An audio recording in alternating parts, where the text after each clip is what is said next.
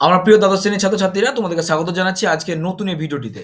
আজকে আমি তোমাদের এবিটিএ টেস্ট পেপারের ইতিহাস বিষয়ের 265 নম্বর পেজে সমস্ত এমসিকিউ এবং এসএকিউ গুলো একেবারে নির্ভুলভাবে সমাধান করে দেবো। সেজন্য তোমরা সম্পূর্ণ ভিডিওটি দেখবে, একটু স্কিপ না করে। আচ্ছা, প্রথমেই দেখো, আমি তোমাদের আগে এমসিকিউ গুলো আগে করে দিই। আচ্ছা, প্রথম কোশ্চেন দেখো, 1-1 বাংলায় প্রথম স্বাধীন নবাব ছিলেন। সঠিক উত্তর এখানে হয়ে যাবে option A Murshid Quli Khan.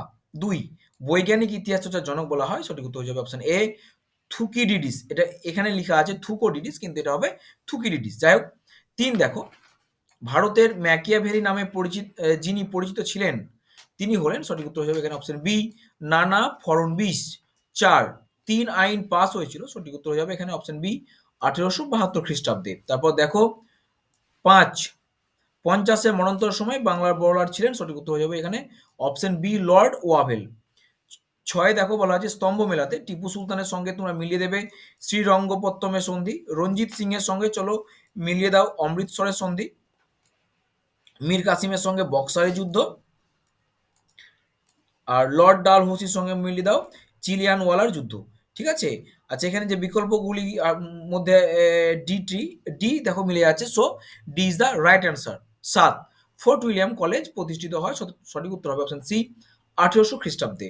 8 Cripps প্রস্তাবকে সমর্থন জানিয়েছিলেন কোন দল? দেখো এখানে সঠিক উত্তর হয়ে যাবে option B radical democratic party. তারপর দেখো 9 ওয়ার্স চুক্তি সংস্থার সদস্য ছিল না এমন একটি দেশ হলো। এবার দেখো এখানে যে দেশগুলোর নাম দেওয়া আছে চীন, রাশিয়া, আলবেনিয়া, হাঙ্গেরি, এরা সকলেই কিন্তু ওয়ার্স চুক্তির সদস্য ছিল। সো এই প্রশ্নটি কিন্তু ভুল দেওয়া আছে। তারপর দেখো 10 বেস্টনি নীতির প্রবক্তাকে? সঠিক উত্তর হয়ে যাবে অপশন ডি কেন্নান। তারপর দেখো 11 পাল্ট চুক্তি কবে স্বাক্ষরিত হয়? সঠিক উত্তর হবে এখানে অপশন বি 1903 খ্রিস্টাব্দে। আমরা পরের পেজে দেখি বাকি প্রশ্নগুলো। এখানে দেখো 12 শুদ্ধি আন্দোলনের প্রবর্তক ছিলেন। সঠিক উত্তর হবে option A Dayananda Saraswati. 13 poverty and un British rule in India রচনা করেছিলেন। সঠিক উত্তর হবে অপশন সি দাদাভাই নৌরোজি। 14 রামমোহন রায়কে রাজা উপাধি দিয়েছিলেন। সঠিক উত্তর হবে অপশন সি মুঘল সম্রাট দ্বিতীয় আকবর। এই প্রশ্নটি তোমাদের এবিটিএ টেস্ট পেপারে বিভিন্ন পেজে রয়েছে। যাই হোক, প্রশ্নটি খুব গুরুত্বপূর্ণ, দেখে রাখবে। 15 গুজরাটের খেদা বা খেরা জেলার দরিদ্র কৃষক কি নামে পরিচিত ছিল? সঠিক উত্তর হয়ে যাবে এখানে কুনবি। ঠিক আছে। তোমরা অনেক জায়গায় এটির উত্তর হয়তো পতিদার দেখতে পারো। আসলে বিষয়টি তোমাদেরকে একটু বুঝিয়ে দিই। দেখো, পতিদার হচ্ছে, যদি আমরা পতিদারকে ভাঙি তাহলে আমরা পাবো প্রতিযোগদার। এবার গুজরাটের খেদা জেলার যারা দরিদ্র কৃষক তারা হলেন কুনবি। এই কুনবিদের মধ্যে বেশ কিছু তোমার কুনবি ছিলেন যারা রাজস্ব আদায় করতেন। এই যে সকল কুনবি রাজস্ব আদায় করতেন তাদেরকে কিন্তু পতিদার বলা হতো। সো যদি তোমরা কোনো জায়গাতে অ্যান্সার পাও পতিদার, তবে কিন্তু এটি ভুল অ্যান্সার। সঠিক অ্যান্সারটা হবে কুনবি। ঠিক আছে। আচ্ছা, এবার দেখো 16 নম্বর দাগে স্তম্ভ মেলাতে হবে আমাদের। হো চি মিনের সঙ্গে মিলিয়ে দেবে ভিয়েতনামের। আচ্ছা, চৌ এন লাইয়ের সঙ্গে মিলিয়ে দাও চীন। সুকর্ণর সঙ্গে মিলিয়ে দাও ইন্দোনেশিয়া। আর জেনারেল তোজোর সঙ্গে জাপান। এখানে যে অপশনগুলো আছে তার মধ্যে ডি এর সঙ্গে দেখো এগুলো মিলে যাচ্ছে, so D is the right answer. এরপর দেখো 17 রায়তওয়ারি বন্দোবস্ত প্রবর্তিত হয়েছিল। সঠিক উত্তর হবে অপশন বি দক্ষিণ ভারতে। 18 লখনৌ চুক্তি কবে সম্পাদিত হয়? সঠিক উত্তর হবে অপশন এ 1916 খ্রিস্টাব্দে। তারপর দেখো 19 বারদৌলি সত্যাগ্রহের নেতৃত্ব কে দেন? সঠিক উত্তর হয়ে যাবে এখানে অপশন সি বল্লভভাই প্যাটেল। তারপর দেখো 20 কঙ্গো যে দেশটির উপনিবেশ সেটি সঠিক উত্তর হবে অপশন এ বেলজিয়াম। 21 ভারতবর্ষে যাদের উদ্যোগে বা যার উদ্যোগে পরিকল্পনা কমিশন গঠিত হয়? সঠিক উত্তর হবে অপশন বি জওহরলাল নেহেরুর উদ্যোগে। 22 ভারতীয় নাগরিকরা বর্তমানে মৌলিক অধিকার ভোগ করে? সঠিক উত্তর অপশন বি 6টি। 23 সার্কের প্রথম সম্মেলনে মোট দেশ অংশগ্রহণ করে? সঠিক উত্তর হবে অপশন সি 7টি। আর এখন বর্তমানে হচ্ছে 8টি। ঠিক আছে, মনে রাখবে। তারপর দেখো 24 ভারতের প্রথম নির্বাচন কমিশনার ছিলেন? সঠিক উত্তর হবে অপশন সি সুকুমার সেন। এবার চলো আমরা 2 নম্বর দাগে প্রশ্নগুলো সলভ করি। পৌরাণিক কাহিনী কি? আচ্ছা, দেখে নাও, পৌরাণিক কাহিনী কি? বৃহত্তর অর্থে মিথ বা পৌরাণিক কাহিনী হলো যে কোনো ঐতিহ্যগত গল্প কথা, ঠিক আছে? তুমি যদি এইটুকুটাও লিখো তবে কিন্তু হয়ে যাবে, হ্যাঁ? এবার আমি তোমাদের এক্সট্রা তথ্য প্রায় প্রত্যেকটা প্রশ্নে দেওয়ার চেষ্টা করি যাতে তোমাদের বিশেষ সুবিধা হয় আরো কিছু তথ্যগুলো জেনে নিয়ে বাকি প্রশ্নের উত্তর দিতে সেইজন্য। সেজন্য দেখো আমি তোমাদের এখানে এক্সট্রা কিছু তথ্য দিয়েছি। কিন্তু সুনির্দিষ্টভাবে মিথ হলো মানব সমাজ ও জগৎ সৃষ্টির ব্যাপারে সৃষ্টি তত্ত্বের সঙ্গে জড়িত এক পবিত্র ভাষ্য তথা ঐতিহ্যগত বিবরণ। এ প্রসঙ্গে দ্য অক্সফোর্ড ইলুস্ট্রেটেড ডিকশনারিতে বলা হয়েছে, মিথ হলো কিছু অতি মানবকে নিয়ে কিছু অপরিচিত ধারণা বা ঐতিহাসিক অবস্থার প্রেক্ষিতে কল্পবিজ্ঞানের গল্প। আচ্ছা, এরপর ২ দেখো, ভারতের সর্ববৃহৎ মিউজিয়ামটির নাম লেখো। ভারতের সর্ববৃহৎ মিউজিয়ামটি হলো ইন্ডিয়ান মিউজিয়াম। ভারতীয় জাদুঘর হলো ভারতের বৃহত্তম জাদুঘর। 1814 সালে ব্রিটিশ ভারতের রাজধানী কলকাতায় এশিয়াটিক সোসাইটি অফ বেঙ্গল এই জাদুঘর প্রতিষ্ঠা করে। তারপর দেখো পুঁজিবাদ কাকে বলে, ঠিক আছে? যে অর্থনৈতিক ব্যবস্থায় মুনাফা অর্জনের উদ্দেশ্যে উৎপাদনের উপকরণগুলির উপর ব্যক্তিগত মালিকানা এবং সেগুলির বন্টন পরিলক্ষিত হয় তাকে বলা হবে পুঁজিবাদ। খুব গুরুত্বপূর্ণ কিন্তু প্রশ্নটি তোমরা দেখে রাখবে, ঠিক আছে? তারপর দেখো বুলের নির্দেশনামা কে কখন জারি করেন, এই প্রশ্নটিও তোমাদের জন্য সমান গুরুত্বপূর্ণ, যাই হোক দেখে নাও। প্রথম দিকে সমুদ্র অভিযানে পর্তুগাল ও স্পেন সাফল্য লাভ করলেও শীঘ্রই সমুদ্র অভিযান নিয়ে পর্তুগাল ও স্পেনের মধ্যে বিরোধ দেখা দেয়। ফলে 1493 খ্রিস্টাব্দে পোপ ষষ্ঠ আলেকজান্ডার পোপের মুদ্রাঙ্কিত নির্দেশনামায় স্পেনে সামুদ্রিক অভিযানের এলাকা নির্দিষ্ট করে দেন। সূর্যাস্ত আইন কি, এই প্রশ্নটিও গুরুত্বপূর্ণ। দেখো লর্ড কর্নওয়ালিস প্রবর্তিত চিরস্থায়ী বন্দোবস্তে বলা হয় যে প্রতি বাংলা বছরের শেষ দিনে সূর্য অস্ত যাওয়ার আগে জমিদার বা তালুকদারকে তার প্রদেয় রাজস্ব পরিশোধ করতে হবে, অন্যথায় তার সমগ্র জমিদার বা তার অংশ বিশেষ সরকার বাজেয়াপ্ত করে নেবে।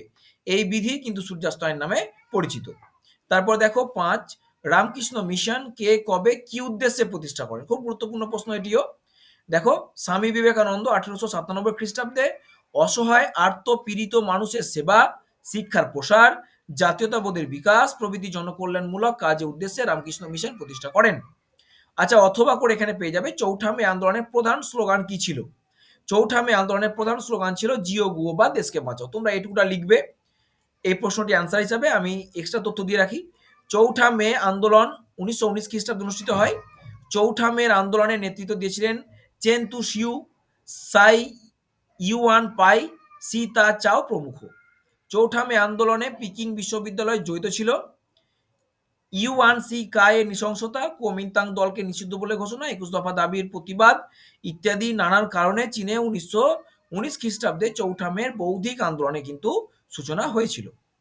৬ ভারতে মে দিবস কবে কোথায় প্রথম পালিত হয়।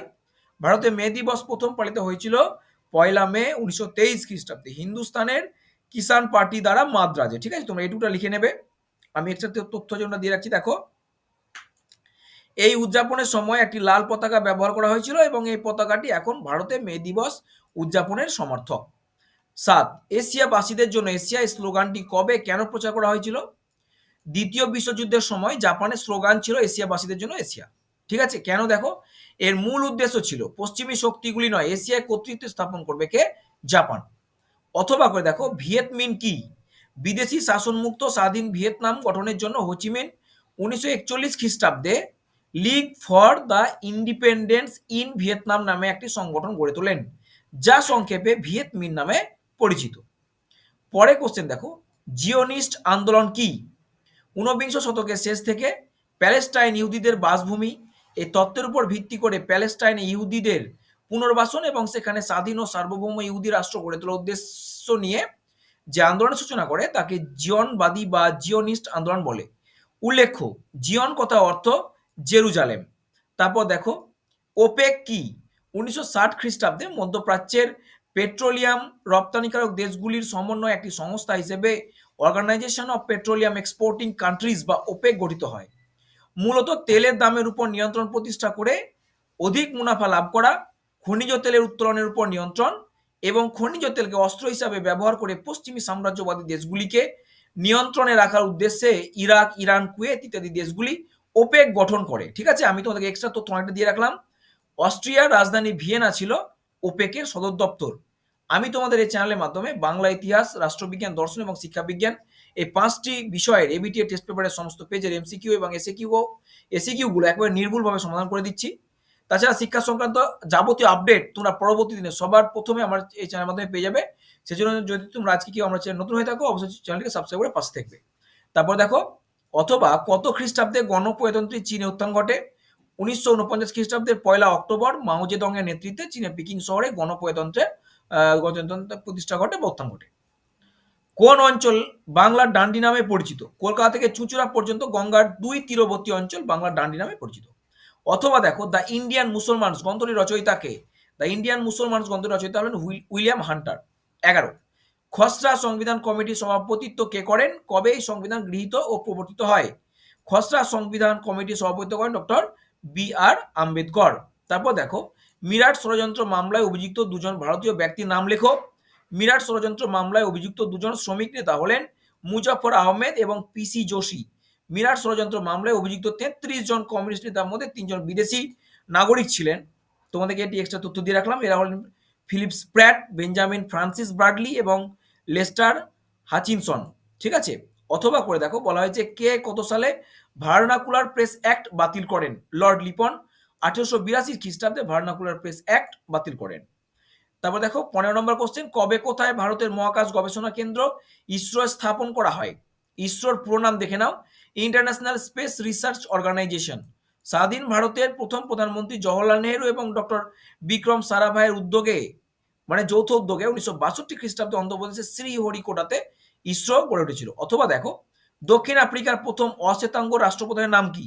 দক্ষিণ আফ্রিকার প্রথম অশ্বেতাঙ্গ রাষ্ট্রপ্রধানের নাম হচ্ছে নেলসন ম্যান্ডেলা। ঠিক আছে? আচ্ছা, তোমাদেরকে জানিয়ে রাখি, আমি ইতিমধ্যে তোমাদের আমি যে ৫টি বিষয় উল্লেখ করলাম ওই ৫টি বিষয়ের ভিডিও বানিয়ে দিয়েছি এবং তাদের লিঙ্ক আজকের এই ডেসক্রিপশন বক্সে দিয়ে দেবো, যাতে তোমরা আগের দিনের ভিডিওগুলো খুব সহজে পেয়ে যেতে পারো। যাই হোক, দেখে নাও ১৬, ১০০ দিনের সংস্কার কি ছিল? চীনের অন্যতম বুদ্ধিজীবী কাং ইউ ওয়ে সংস্কারের দাবিতে ১৮৯৫ খ্রিস্টাব্দে সম্রাটের কাছে ১৩০০ বুদ্ধিজীবী স্বাক্ষর সম্বলিত একটি আবেদনপত্র জমা দিলে সম্রাট সু যে সংস্কার কর্মসূচি কোয়াংসু যে কর্মসূচি হবে, এটা কোয়াংসু যে সংস্কার কর্মসূচি গ্রহণ করেন, তাই ১০০ দিন ধরে চলে বলে এটি ১৮৯৮ খ্রিস্টাব্দে সংস্কার বা ১০০ দিবসের সংস্কার নামে পরিচিত। তাহলে ভিডিওটি আজকে এখানে শেষ করছি।